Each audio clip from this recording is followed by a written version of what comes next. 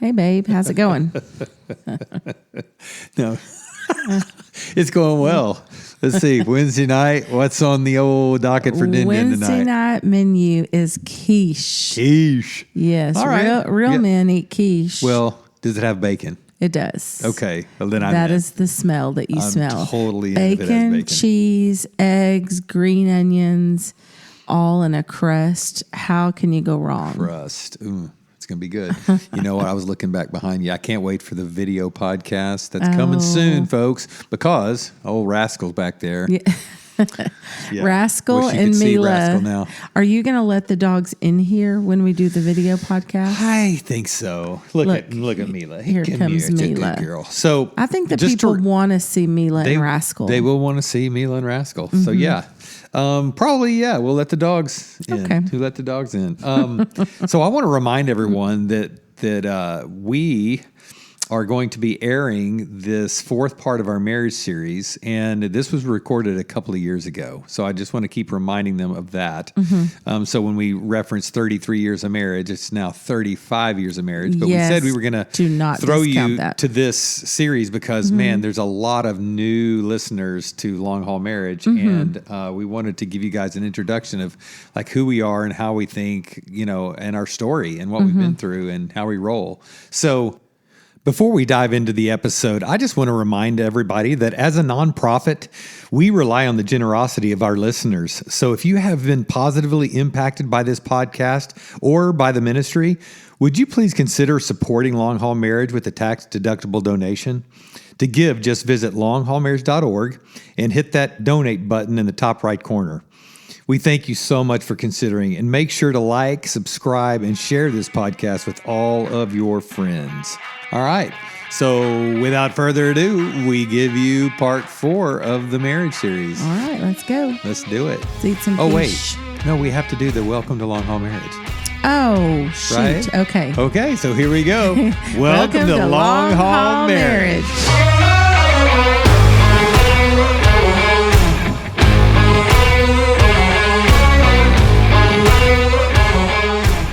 So let's just pick up. This is going to be part 4 of our marriage series, and it will probably end up going 5 and 6 as it turns out, just because of the sake of our time and how much we realized we still had to go on this story.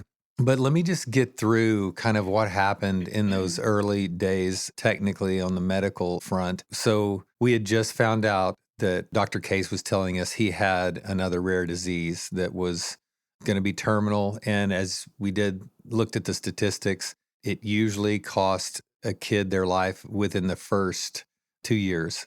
There were some options to maybe prolong that, but they came with their risks, and you were swapping diseases. If you did a heart-lung transplant, you had to get on a list, you had to move your family. And so one of the cool things is we feel like God put a spirit of unity in us about all the decisions we had to make throughout this entire process. We just knew that we were going to allow Corban to live out, let's say, a normal life, as normal as he could with this disease without doing all of that. Anyway, but I'm kind of jumping ahead. So as Case was telling us this, then we would just talked about how we just felt devastated, and literally it was a surreal moment where we wanted to just get out of there.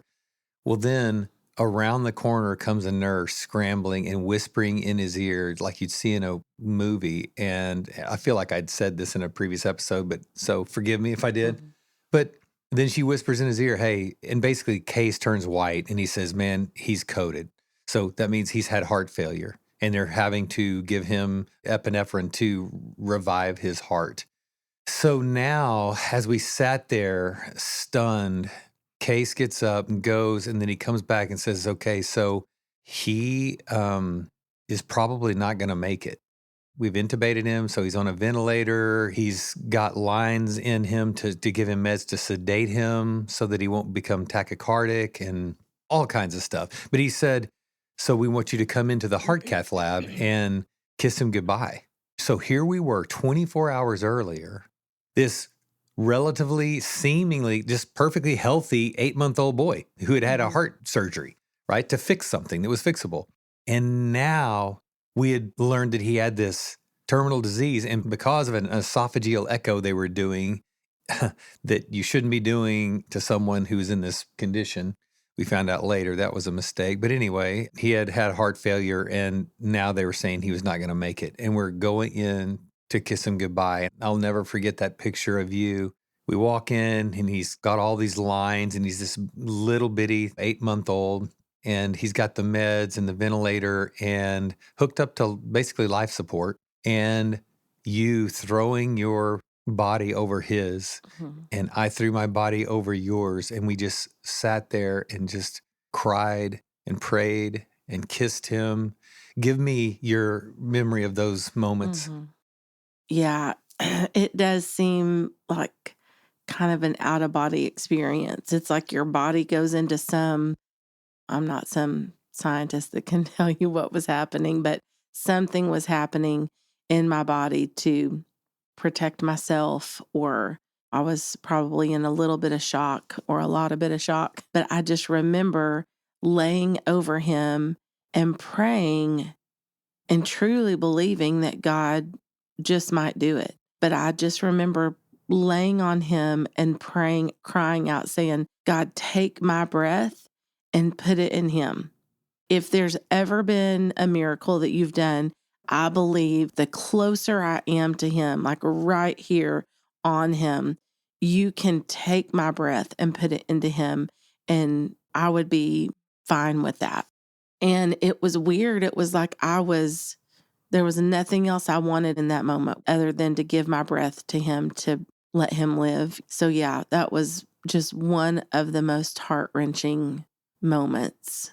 There was a lot during the Corban years, but that was a big one. At that point, I feel like I was, and when people say you're in shock, of course you're in shock, but it's so different than what people would think if you've never been in that situation. For me, so you're not processing emotions. I turn into this hyper-focused, what's going on medically and how do we fix this? Like, what are we talking for? Let's do whatever we have to do to save his life. So you're very, very aware, and it's not like you're just in la la land. But yeah, I don't even think I was thinking about, is he going to be here? Is he going to go? Am I saying goodbye? It was just, what's the next step? And that was my way of coping, I guess, and surviving in that moment. We kissed him goodbye, right? And they said, the reason why we want you to do this, we have to transport him now to ICU because he was in that, again, the heart cath lab, right? But he would most likely not make the transport to ICU. That's what they said. And so, I mean, that's how fragile he was. Well, he made the transport to ICU, and he was up in the corner of ICU. And I can still remember one of my memories there was I'm now Googling stuff and reading things about what's going on. And here comes Steve Cole. Who knows how many hours into the situation this was, but he comes back and he just breaks down and just like literally sobs, and we hug each other. And I feel like at that moment, I felt like I was kind of consoling him. He was so devastated for us.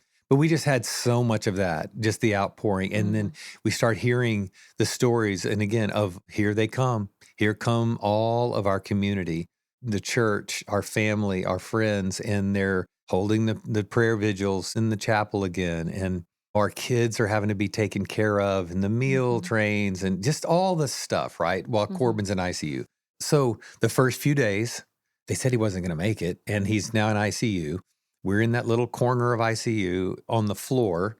So day 1 turns into day 2, turns into day 3. And by day 3, he had coded 5 times in 72 hours. And every single time he had heart failure, first it was just the epinephrine, and then it's chest compressions. So it's getting harder and harder to bring him back to life, to save his life. And they're saying, hey, he's getting more and more fragile. He's getting weaker. And this is just not going to last very long. So now my family's in town. I mean, everybody's there, right? Well, then fast forward in probably about a week, 4 or 5 days, I don't know, they move us to a private room. And we're going, oh, cool, we got a room now and some privacy. Well, that's what they do when they have them for families who are going to go through a devastating, tragic loss. So that's where we were going. We didn't know that at the time, but that's what we figured out. And this could get real long here, but let's just get to, there was this feeling I want to dive into this a little bit, actually. There was this feeling that you had. God was going to save Corban. God was going to heal him. God was going to bring him out of that hospital. And we're going to pray. We're going to have praise music going 24 hours. We're going to anoint the doorpost with oil. We're not going to have any unbelievers in the room. And I remember thinking, that may not happen. Oh, me of little faith, right? I just thought, and we know this, and this again, we'll touch on this, I think, as we go. But my faith is still at the point where I think God sometimes heals, and sometimes babies, get up and live miraculously, and sometimes they don't, right? And my faith is that God's in both of those. And so I was just in that place. I want to accept whatever, but I remember saying, God, if you're going to take him, please take him now. I don't want to get closer to him and more attached and then only for him to be taken away 2 years later. I remember that specifically, and that'll come into play later in the story. But during that time, they said literally, if we wean him off of any of the medications he's on, if we take any of the, let's say, 7 lines he had going to different parts of his body to keep him alive, if we weaned him off the pressure or the PEEP, the oxygen, nitrous oxide from the ventilator, then he would pass away, right? If we moved him from his bed to rock him, if we held him, I still remember the lingo. They said this would precipitate the final event. Precipitate the final event. So 2 weeks, 3 weeks, 4 weeks, and then 53 days later, Corban came home. Like literally overnight, his blood gas, the pH, he had pneumonia. He couldn't cough or clear his lungs. And so, I can't say that word, nitrous oxide, the oxygen, too much of ICU will kill you. It's toxic, right? So you have to get them out of there. That's the ironic part of that. But every time we weaned him off of anything, he got better. And when we held him, he got better. And so the doctors chalked this up to a miracle. But they said, so the intensivist, the cardiologist, the lung doctors, everyone, all the specialists that were seeing him said he has a 0% chance of coming home. They don't sugarcoat it. They didn't say half, one, a 0 chance. And so it's just a matter of time when you want to say goodbye. And if he, for whatever reason, did manage to go home, he would just be back in ICU within, days, maybe weeks, because he was so fragile. And obviously, we didn't want him to die in the hospital. Our goal was for him to live. But our goal, if he was going to live a shorter life, was to get him home and not be in the hospital, right? And just to have him at home. And that's the way he would live his life, not back in ICU. So at 53 days, he gets better and we bring him home. So he went in as an 8-month-old to ICU and came out as a 10-month-old. It was Thanksgiving time, and we had a huge celebration. Tell me, do you remember Danny and Melissa coming to the hospital? Tell me some of the visits you remember while he was in ICU and what they were saying, what they were praying. Mm-hmm. Yeah, I do remember my niece and nephew, and then my other nieces, Joanna and Nikki. They were, seems like at the hospital around the clock, people around the clock there. And I remember one specific conversation with Danny, my nephew, and you could just tell he was distraught and super sad. And I remember him and angry. And I remember the anger just welling up in him. And he said, why? Why would this happen to y'all? There are so many babies, so many parents who, whatever, he couldn't said, care less and on abuse. drugs, don't take care of their kids, and their kids live. And why would this happen to y'all? And I remember you saying, why wouldn't this happen to us? We are a family that's going to stick together, and we're a family that's going to love him, that's going to be surrounded by people that love us. We're going to continually look for God in the middle of this, no matter what happens. What would set us apart, why it would not happen to us. We knew from birth, we had friends come over, literally, John and Jackie Chalk. We prayed in our living room, the 4 of us on our knees, and they placed their hands on your stomach and had prayed an anointing on this baby that it was going to be a life changer, a world changer. again, we had no idea at the time. We had Chandler and Christian and a perfectly healthy pregnancy. And so we had no idea that Corban was going to be Corban, right? They prayed that. And then and I'll come back to my answer to Danny, but tell the Okay. story of you being asleep one night. We've been looking, so we have Chandler, Christian, all C names.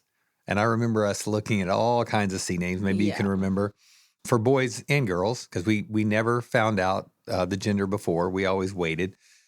And I'll just set this up. You are not a book, chapter, verse girl in the Bible. You know a lot of scripture, but you have no idea if it's Mark 13, Mark 7, or Matthew 24. You have no idea, right? So we had been looking at baby names. You go to sleep, and then you wake me up about an hour later and say, So, Brian, I think God just named our baby. Yeah. So go ahead. I remember just kind of like being restless, wanting to, like, just needing to fall asleep. And I finally kind of drifted off, and I woke up and heard Mark 7.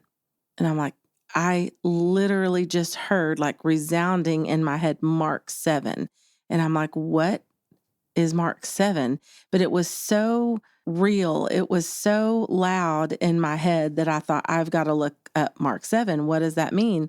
So, and I'm trying to remember, I'm kind of mixing up the story a little bit, but I think I was looking through baby name books, and I'm like, what does Mark 7 mean? And so I pulled my Bible out beside my bed and started reading, and it was Jesus rebuking the Pharisees. And I'm like, God, I'm trying to, like, listen, I feel like you're trying to tell me something, but I'm not getting it. So Jesus is rebuking these Pharisees for a practice that they were doing, blah, blah, blah. And I'm like, this is not making sense to me. Well, then you keep reading on down. And in Mark 7:11, it said what they were doing, the practice was called Corban, and that was in parentheses, Corban, Corban, which is a gift devoted to God.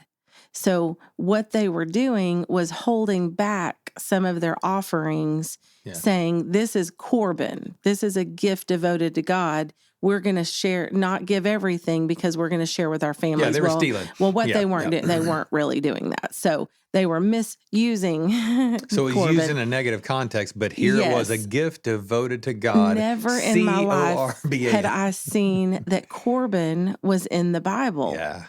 I'm like, Corban. And I mean, it was like, like it just shot in me, like, that is the name. This is what we had just prayed with our friends. I think I was 7 months pregnant, and we had just prayed, God, use this baby. Remember, like a couple episodes ago, we talked about how Christian was 4 months old when I found out that we were pregnant with Corban. I mean, shock of all shocks. Like, what? Oh, no. And so it was all just this huge surprise. But the prayer was, God, you knew. This wasn't a surprise to you. And we just felt big things for this child. I mean, there's big things for every child, but we just felt like, man, something's going on here. And again, we didn't know anything was wrong at all, but just that prayer time was so strong. The word Mark 7 popping into my head, reading down, going, God, I don't get it, and hit Mark 7:11. And I'm like, oh, dang, I get it. Mark 7:11, Corban, a gift devoted to God, the exact prayer we had just prayed with our friends. And I remember going, yep, that's it. And so I woke you up. I think God just named our child. And you were like, what are you talking about? So I kind of explained to you what had just happened. And we didn't know if it was a boy. We didn't know if it was a girl. But I said, I remember going, I don't care. Corban kind of sounds like a boy name, but if it's a girl, it's okay. Because at the time I remember, and why do I know this? But the clothes buyer for Target is named Corban Sites or something like that. And I remember, okay, that's a woman named Corban. So it can be a boy or a girl. It doesn't matter. Corbana. That is the name. And so the cool thing is when God speaks to you in that way, and I'm telling you, nothing would ever change our mind that was a word direct from the Lord. And he has only done that maybe a few times in our lives. I knew that I knew. And so when you have been spoken to from God himself, like, we couldn't hold it in. We told everybody we knew what happened, the whole story. So from that day on, everyone knew this child inside of me was named Corban. And so we'd see friends and they'd say, "Hey, Corban, hey," not knowing, is that a girl in there? Is that a boy in there? We don't know, but we know your name's Corban. We know you are a gift devoted to God. So it was like the story was building in us the whole time, like a setup for what was about to happen once he was born. And I just think so many times that was a strength for us, knowing God's been with it. This feels like the crappiest thing we've ever been through, but God named him from the beginning. And so we know God is in this. And so we know we're not alone. We know the ultimate story that he passed, and we're going to get to that. But the fact, and people said, yeah, well, was that God? I remember someone literally asking me that. So are you disappointed?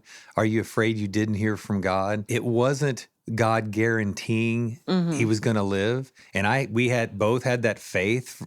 I remember thinking, man, he could raise him from the dead. I mean, we've seen that. And God kept bringing me to scriptures, the widow at Nain. I'd never seen that. Some kid, sitting up in a casket on the way to the funeral. Or Jairus' daughter, or Abraham and Isaac. There were all these stories that I felt like God was leading me to about, wow, maybe he's going to save his life. Maybe he's going to heal him. Maybe he's going to be this miracle and everyone's going to see it. And so the glory will be given to God. That's the purpose of this.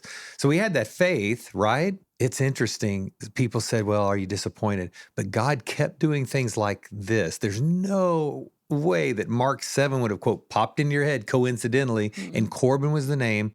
That was God, like you said, unequivocally God speaking to you and naming our son. And so the point is, he's saying, this is not some random, chaotic, out of control event. I'm with you and I love you.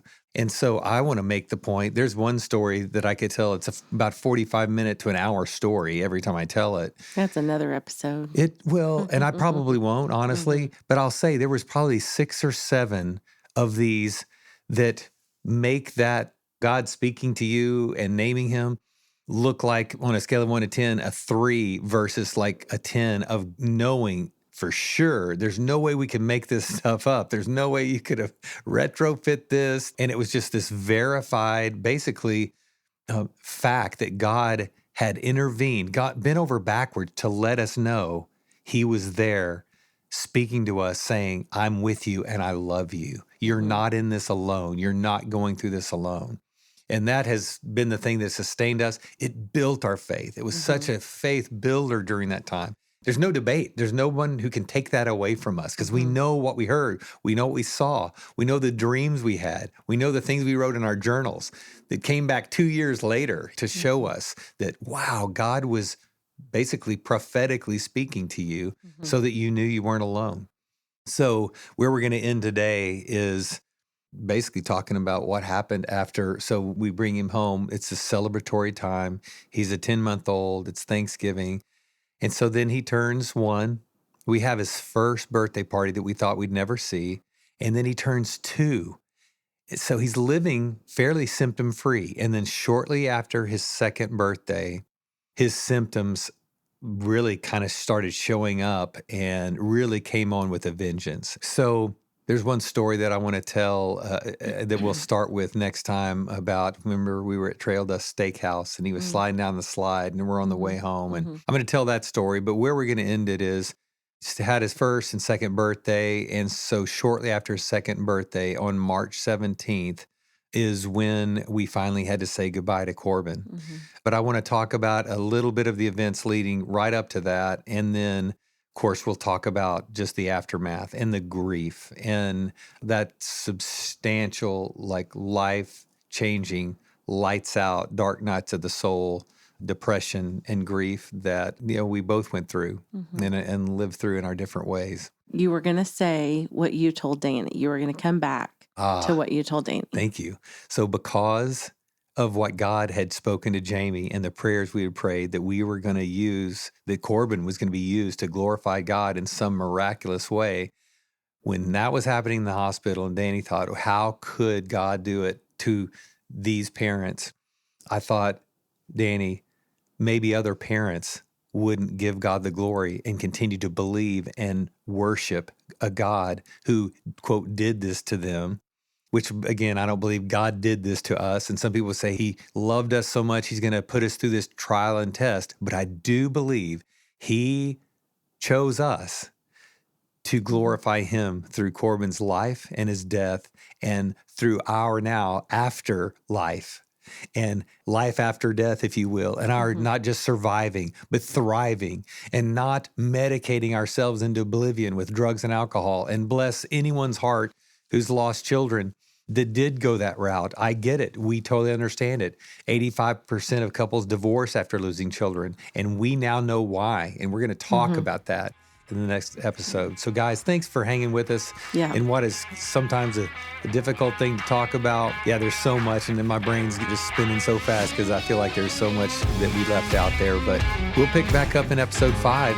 Yeah, we love you guys, and be well. Love you, babe.